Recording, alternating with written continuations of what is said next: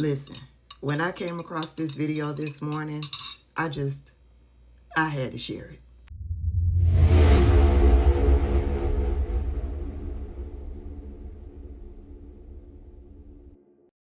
Is America, the government workers, and our reputation.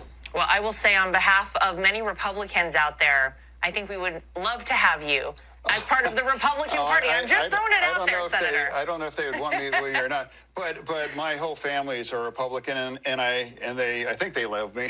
I'm sure they do. I'm sure they do. You know, maybe my dad's watching it.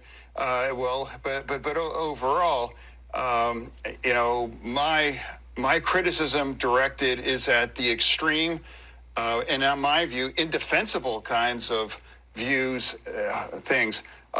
People that are winning the primaries, they are almost always anti-Israel and then anti-American, and they've been forced to delete all the outlandish things that they've said there.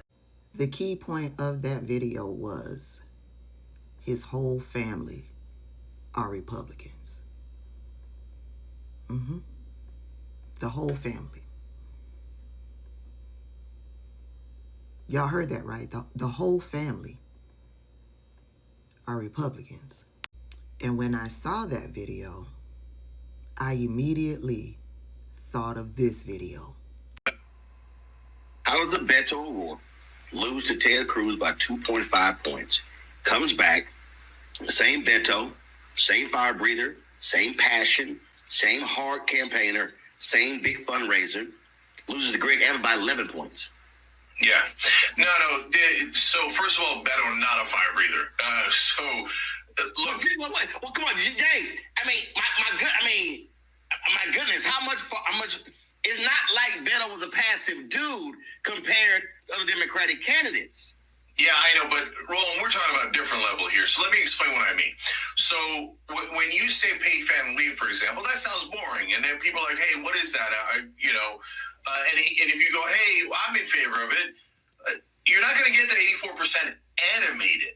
You might get them to go, oh, yeah, that makes sense, and I like that. But then that's if they hear, but most likely they will not hear. Here's how you say it to get people's attention. Why do Republicans hate moms?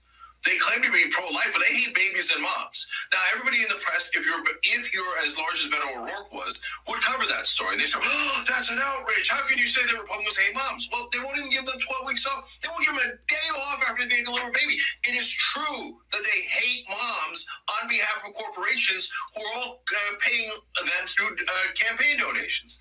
But Democrats never say that. They never even go to the number one issue that they could use against Republicans, corruption.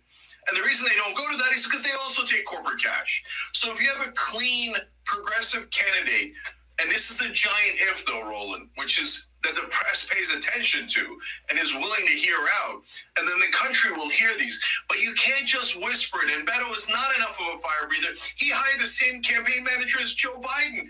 When his campaign was over, she went to Joe Biden. These are super moderate consultants that advise all of their Democratic candidates, shh, don't be impolite. Are you nuts? Donald Trump already won the election. He's almost certainly going to win this next one.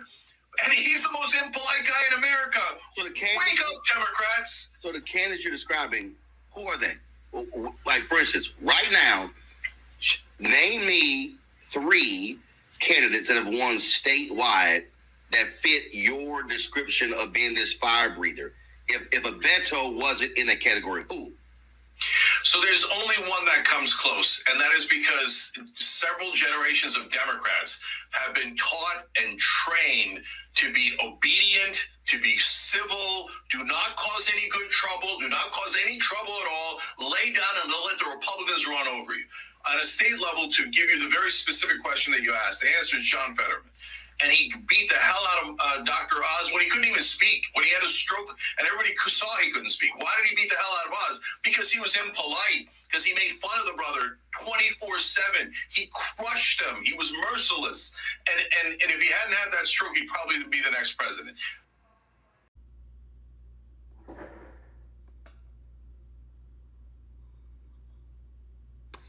John Fetterman is a fire breather, all right. He's a pit bull for the Republican Party. They love him and his ideology so much, his policy, they love it so much, they want him to join the Republican Party. If I was a Republican, I would want John Fetterman to join the Republican Party as well.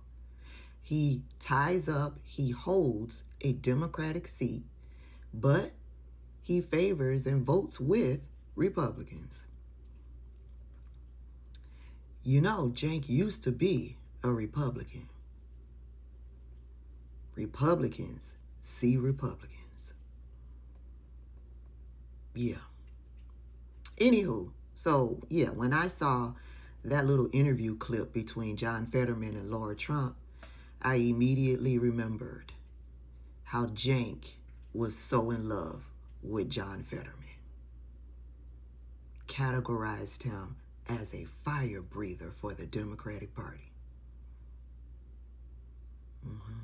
Turns out he's actually a shill for the Republican Party.